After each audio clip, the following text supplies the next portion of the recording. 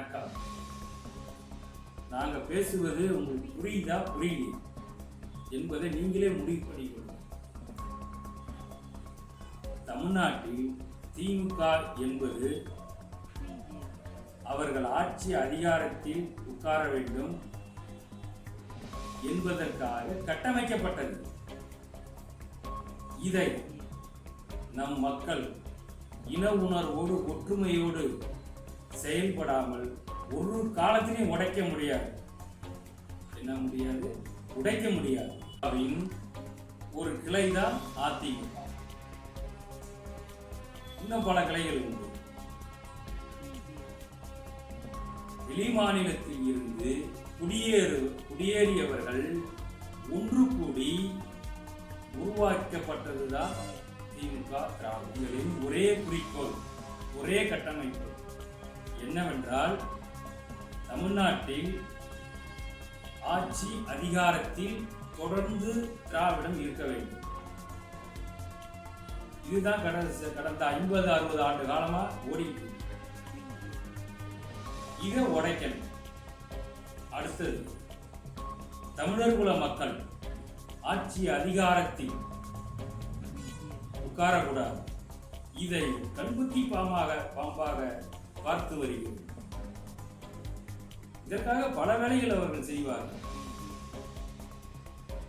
அடுத்ததா, வெளிமாநிலத்தில் இருந்து குடியேறியவர்களை அரசு அதிகாரிகளாக அமர வைக்க வேண்டும். இது அடுத்த குறிக்கோளாகும். ஒரு காலத்திலேயும் தமிழர்கள் உள்ள வரக்கூடாது. ஆட்சி அதிகாரத்திலேயும் அதிகாரிகளாகவும் அரசு துறையும் வரக்கூடாது என்பதை மிக தெளிவாக செய்து வருகிறார்கள். இல்லைன்னா தமிழ்நாடு அரசு யாருக்கு? நம் தமிழர் குல மக்கள். இதன் 70% பிற மொழியாளர்கள் ஊழியர்களாக எப்படி வந்தார்கள்? என்னைக்காவது நீங்க கேட்டதுண்டா? நமக்கு கிடைக்க வேண்டிய வேலை வாய்ப்பை இவங்கள் குடுங்கி நொட்டிட்டாங்க. இன்னமும் நொட்டுவாங்க.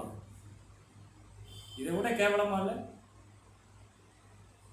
காரணம் என்னன்னா, நமக்குள்ள இல்லாத ஒரு ஒற்றுமை. அரசு துறையில் உள்ள பணியிடங்கள் அனைத்தும் நமக்கு சொந்தமானவை, நம் தமிழர் குல மக்களுக்கு சொந்தமானவை. இதில் இவர்களுக்கு என்ன வேலை? நீங்க ஒற்றுமையாக இருந்திருந்தால் இந்த நிலை வந்திருக்காது. நமக்கு கிடைக்க வேண்டிய வேலை எல்லாத்தையும், அரசு பணி எல்லாத்தையும் இதை வாங்கி கொண்டு வெளி மாநிலத்திற்கு விட்டுவிட்டார்கள். இப்பவும் விட்டு வருகிறார்கள். இதை நீங்கள் புரிந்து கொள்ளுங்கள். அதாவது திராவிடத்தை வீழ்த்த ஒரு பலமான ஒரு இயக்கம் வேண்டும், கட்டமைப்பு வேண்டும். இந்த கட்டமைப்புக்குள்ள இந்த நம்ம தமிழர் குல மக்கள் வர மறுக்கிறார்கள். வறுமை வந்தா வருவில்லை, வர மறுக்கிறார்கள், வர தயங்குகிறார்கள். காரணம், இவர்கள் எதை வேண்டுமானாலும் செய்வார்கள் என்ற பயம். மக்களே, இது பாகம் 1. அடுத்தது வருவோம். ஆதாரம் இல்லாம நான் பேச மாட்டேன். எல்லா ஆதாரமும் வச்சுக்கிட்டு தான் பேசுறேன். அரசு துறையில் இவங்க என்ன பண்ணியிருக்காங்க, என்ன செஞ்சிருக்காங்க, எத்தனை கோடி ஊழல் பண்ணியிருக்காங்க, எத்தனை பேருக்கு வேலை வாய்ப்பு கொடுத்துருக்காங்க நம்ம இளைஞர்களுக்கு என்றெல்லாம் பட்டியல் உள்ளது. பட்டியலோடு உங்களை சந்திப்பேன்.